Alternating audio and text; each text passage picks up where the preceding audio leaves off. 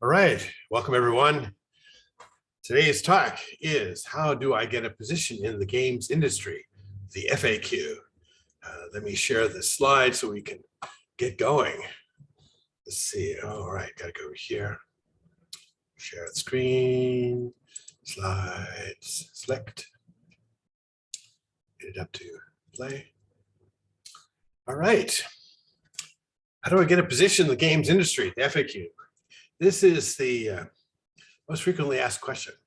After 17 years at USC of founding, running, and building the games program, the most often asked question of me is, how do I get a position in the games industry? This gets asked of me at all levels, and I will attempt to answer this in the kindest way possible, using my sage years of experience. This gets asked of me by seniors in high school, soon to be college graduates who have not taken any game building classes, and many others who have started down other career paths that ended before they did. There are many sub-questions that are part of this, and I will list them below and answer them as smartly as I know how. First of all, you really have to want to get a position in the games industry and are compelled to do this. If that is you, then great, let's keep listening.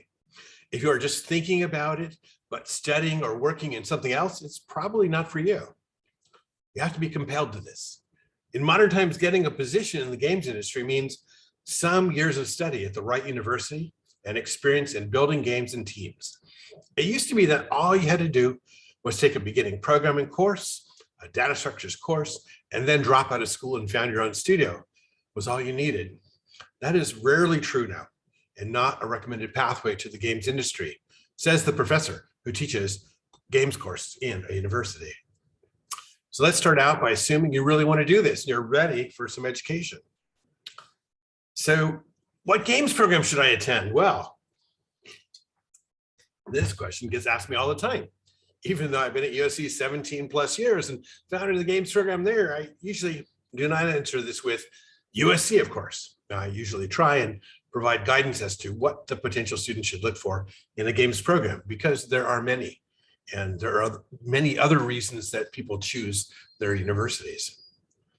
So the way I usually start out is let the questioner know where hiring is happening in the games industry. First of all, one of the constants in the game industry is the demand for engineers and programmers is always strong. 65% of the demand in hiring for positions in the games industry is for engineers who know how to build games and work in cross-disciplinary teams. 30% of the hiring demand is for artists who know how to utilize the tools used by the games industry and produce art for the cross-disciplinary team. And 5% of the hiring demand is for creatives in music and sound production for games. 5% of the hiring demand is for gameplay designers. And for the most part, that demand is for seasoned designers, not fresh university graduates. So cross-disciplinary teams means programmers, artists, gameplay designers, musicians, and sound engineers. And notice I'm not including business, legal, marketing people who are also essential. I'm just trying to focus on the actual game developers, not the corporate side leeches. Now, I really appreciate everyone. I try to put a little humor in my talks. Maybe it falls deaf on the business, legal, and marketing people. Let's talk about engineers and programmers. When I say engineers, programmers, the school you're looking for ought to be teaching you C++ as a first language, followed by a data structures in C++ course, followed by a team-based project of some sort where your C++ skills are utilized. If the school you're considering is teaching these courses in Java still, you ought to run away. If the hiring people in the games industry learn that you learn Java as a programming language before you learn C++, they will terminate the interview and not consider you further. That's just the way it is. So learn C++, become a C++ pro. Also, C# is not C++, and while skills in C# are great for building side scrollers for the mobile market, C# will not help you get a position in a AAA title building game development studio. I pointer you to C++. That's programmer humor. That program also needs to include a solid course in networking, preferably at the applications layer, and a solid course in operating systems. AAA titles are networked and responsive software built with an understanding of operating systems. So these courses are essential in any program on game development that does not have the solid base of operating systems and game networking ought to be avoided, as the game industry hiring people will expect that you have had these. They will test you. You cannot just skip these courses and get found out later in the interview. Another course engineers typically take is a game engine development course. This is not a course on how to use a game engine, but how to build a game engine. And this course has been stuck inside of most game programs since the start of these programs circa 2005. In 2005, the expectation was that students would build their own game engine, as there were not any good open source ones then. Now, a real game engine is a big piece of software. For example, the Unreal Engine has more than 16 million lines of code, I am told, and your custom code on top of that engine will be about 200,000 to 1 million additional lines by the time your game ships. And Epic has probably spent over $1 billion developing this engine. So the expectation that you will build a fully functioning game engine inside of your university course is a bit off. Closest I've ever seen a student team get to developing their own game engine was during our year-long advanced game project course at USC, where one half of the development team built their game, Tales from the Midas Lab, on top of the Unity game engine, while the other half of the team developed a game engine that supported the functions Unity provided to their game. This could have been a train wreck, but the team was awesome and delivered both a game and a game engine. Most game engine development courses just task you with building the graphics rendering pipeline part of the game engine in C++. And that's probably an excellent experience, and I highly suggest that you find a program that requires such an experience. Here's the poster from Tales from Midas Lab, and you'll see it has a massive team, and all of these people have gotten great positions in the games industry. So once you're so equipped with appropriate programming or engineering skills, you should then take a course on game design. That course ought to use your programming skills to actually build something, not just hand you scissors, cardboard, and markers for you to paper prototype something over a whole semester. Don't waste your time, build it. The next thing you ought to do in this program is spend a semester working in a team, designing and prototyping a game that you can pitch for development over a 2-semester period. We call this the Advanced Game Projects course at USC. And this ought to be a simulation of an industrial team, meaning you really build something unique over an academic year that when you show it at the end of that year to hiring people, they will immediately want to know your role in that game's development and maybe even consider hiring your entire team. That is the goal and maybe a reach, but that is what you should be shooting for. Now, today it is very easy to download game starter kits from Unity or Epic, but if all you're going to do is build yet another side scroller, no one is going to care. You need to build something that shows off your technological prowess as well as your game design skills. If your game doesn't have networking, 3D characters, cool shaders, and grab the player's need for gameplay, then you will not get far with hiring people for the AAA title games industry. Let's talk about artists. The most important lesson is that there is not just one kind of artist in the games industry. Remember that 30% of the hiring demand is for artists. Roughly, there are concept artists, 3D modelers, character modelers, and environment modelers, texture artists, lighting artists, and animators. So if you're selecting a games program, you ought to select one that has a substantial program in game art and design that joins with the engineers and gameplay designers in the year-long advanced game projects course. Concept artists. Concept artists are required at the start of most game development to sketch out or model what the game will maybe look like. This is nice to have at the start, as it has a large impact on the selection of technology to be used in building the game. Concept artists are specialized. They have skills that sell the project before production, when the money people have not yet said yes. They're also great for putting together a storyboard for illustration of a complex part of the game during development. 3D modelers. There are two kinds of 3D modelers, character modelers and environment modelers. Character modelers build the 3D person, animal, robot you want for your game. Animators rig those 3D characters so they can move. Sometimes your character modeler can rig, but model rigging is highly specialized, and it may be a different person with different talents. Environment modelers build the 3D models of the gamescape, where the games take place. They build buildings, mountains, forests, where our 3D characters can frolic, run, shoot, or whatever they do in such scapes. And the tool used by environment modelers is the same one character modelers and animators use, Autodesk Maya. Texture artists.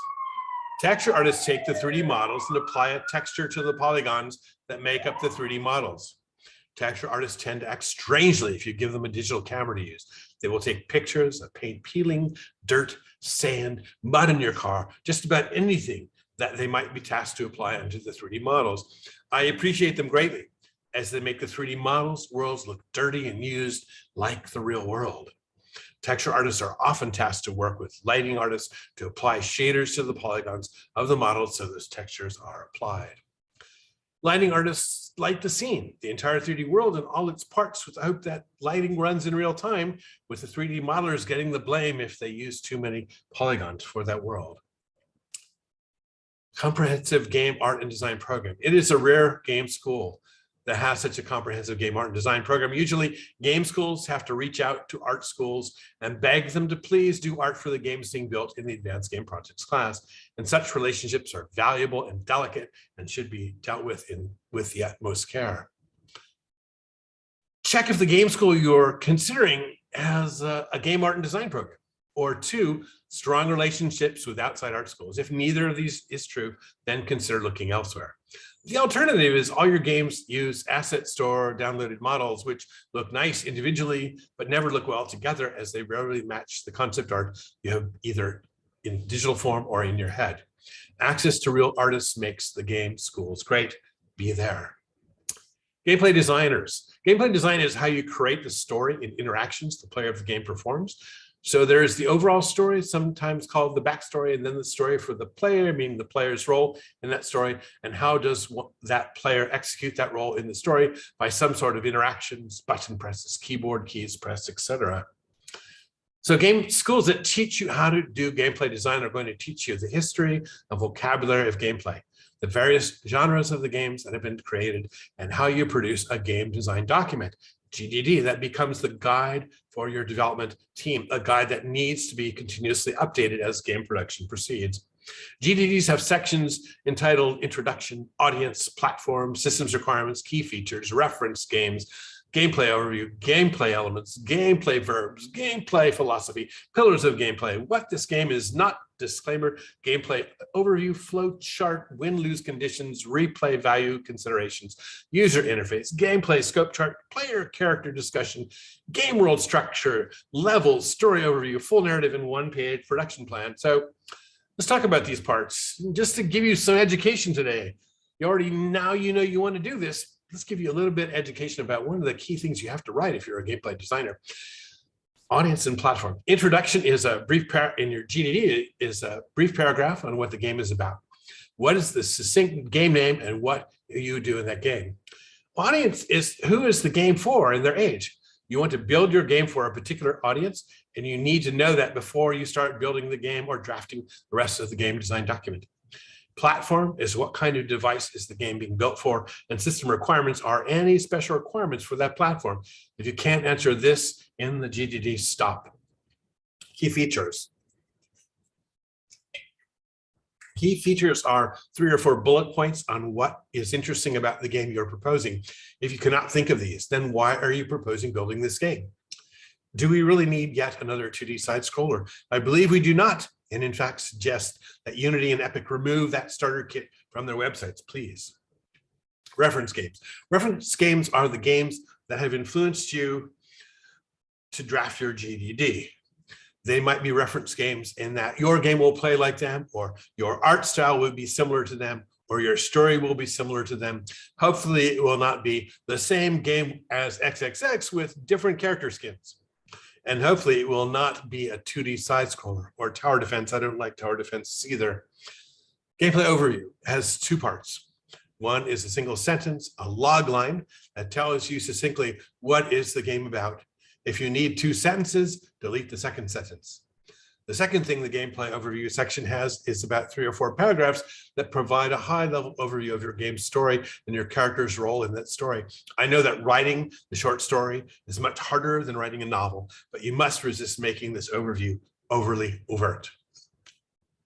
Gameplay elements is a short bullet list of things like exploration, puzzle solving, and swordplay. These are high-level things your player will be doing. And gameplay verbs are the things the player can do in an experience to experience the gameplay elements with the press of a button on the user interface. Walk, examine, pick up, use, swing axe.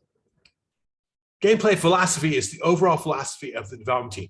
With respect to the proposed game, something like our game seeks to innovate in the first-person shooter realm by drawing indelible chalk marks around each past virtual character until the original sidewalk is no longer visible, or something like that. Usually an additional 5 to 6 paragraphs are provided to explain this innovation to convince the Greenlight Committee or investors that this is not just another side scroller. Pillars of gameplay are a short bulleted list of how we are going to deliver on our promise of innovation in our game. And what this game is not. What this game is not is a disclaimer to the reader, the dev team, the investors, to assure them that we are not building yet another 2D side scroller, that we are building a significant 3D slice, the global metaverse that will surely make us all entertained and wealthy beyond our wildest dreams, along with a signature in blood. Okay, seriously. Levels. Gameplay overview flowchart is a block diagram that shows how the various levels of the game are connected. Levels are complete standalone parts of the game that are entered from success at another level or from the start of the game. Each level typically has a win-lose condition that is either lets you go on to the next level or game end or to the respawn location where you have lost the level. When you have lost the level. Each game has to have an overall win-lose report. When you get to the end of all levels or the end of all experience, when it has been determined that you have completely lost.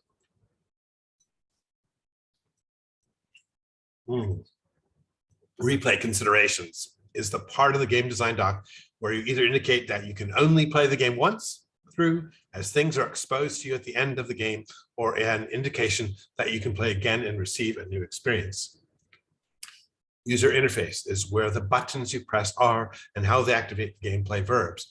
In the user interface are also informational displays that tell you your score or health so that you know if you are about to experience a miserable and humiliating virtual pause in your online entertainment. Gameplay scope chart is a chart with way more detail than the gameplay overview chart. The purpose of this chart is to provide an understanding of the complexity of what needs to be built.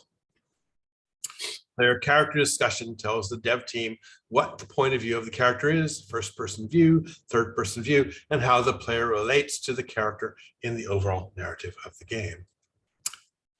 Game world structure is a detailed narrative on what the hopefully 3D world of the game entails and how the characters move through that world.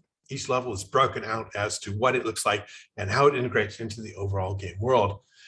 Story provides the context for the game and the detailed understanding of how the player character moves through and operates inside of that story. And there's an overview of that story as well as a full narrative detailed out as much as is useful for the development of the game.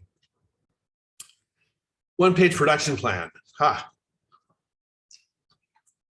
There is a one-page production plan that indicates how many expected days each major task should take with respect to each specialized person involved in the game's development. The game's producer that puts this together and does a good job has a position for life. If the game ends up taking 8 years to produce after all the development money has run out, then that producer might consider a different career in life. GDD wrap-up, and that is what a game design document contains, and your mileage may vary. So gameplay designers are taught how to draft these through multiple projects in their educational program, sometimes testing their ideas with paper prototypes, and more frequently nowadays by quick prototypes using starter kits downloaded from the Unity or Epic websites. The game school that you choose should provide you some notion as to how they provide you this education and some notion as to how many of these gameplay designers have gone on to be deployed inside of hit commercial games. Gameplay designers that do well in their education programs rarely move directly into an industry role as lead designer. They typically enter industry as either a level designer, technical designer, or sometimes an assistant producer. A level designer and technical designer require additional education beyond just gameplay design, and it is recommended that that additional education be pursued. Advanced Game Projects course. Now at all the schools you're looking at, one thing you want to make sure is that there actually is a 12 to 14 month long projects course, maybe with the title Advanced Game Projects. The structure of this course is that it is a 2-semester long development project, say fall and spring semesters, with the game design selected for production in the previous academic year's spring semester. At USC, we would typically receive about 20 game design document submissions, and a faculty and industry committee would get down to 6 or 7 finalists for production. Winning teams in AGP receive lab space, a team of student developers, maybe 20 to 65 students, and faculty oversight with experiences in gameplay, design, engineering, art, music, and sound. And this course is run from 2005 to the present, and has placed some 3,000 to 4,000 students into positions in the game industry. So look for a school like that and have that kind of experience, and it should be rather straightforward for you to get a position in the games industry. All right, demo day, expo, whatever the name, showing off your games industry. Whatever game school program you are considering ought to have something called demo day or games expo, a biannual event where student-built games are shown off to the game industry. I say biannual, meaning that there's a demo day at the end of fall semester and a demo day at the end of spring semester. The demo day at the end of fall semester is the best one for hiring and internships. Most hiring and internship decisions are made during the December through March time period. So showing off great projects in December at a fall demo day is essential. Spring demo day event is also nice, as it is a great way to celebrate the game school's experience for its graduates. It is important to note that by the end of spring semester, all the internship and hiring positions are already filled, and that little in the way of hiring will occur at the end of spring semester event. So now that you know these demo day experiences exist, attend them for the game schools you are considering.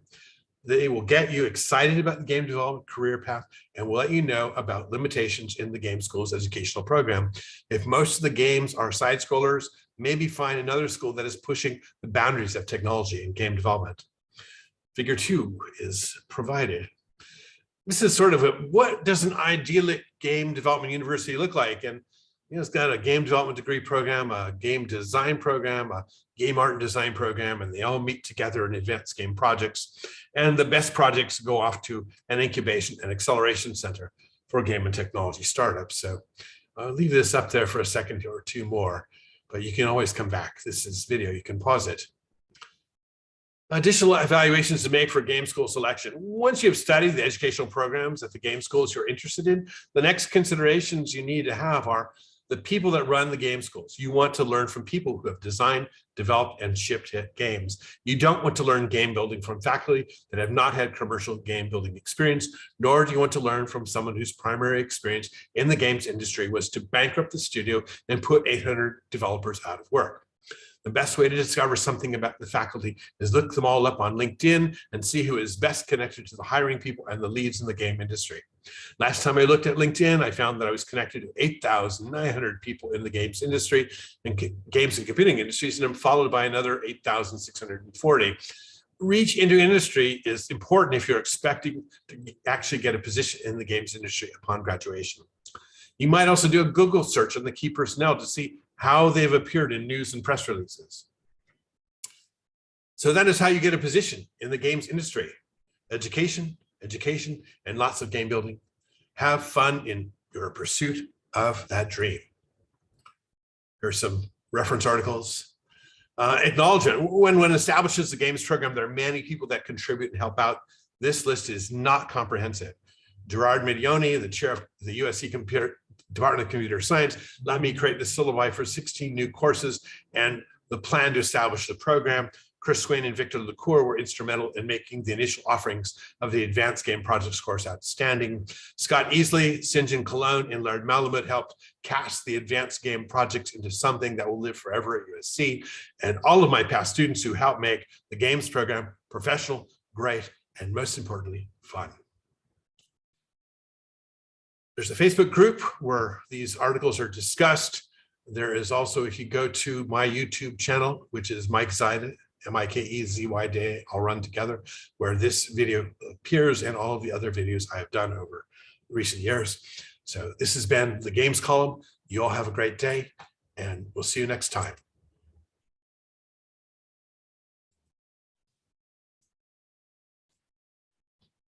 Bye-bye.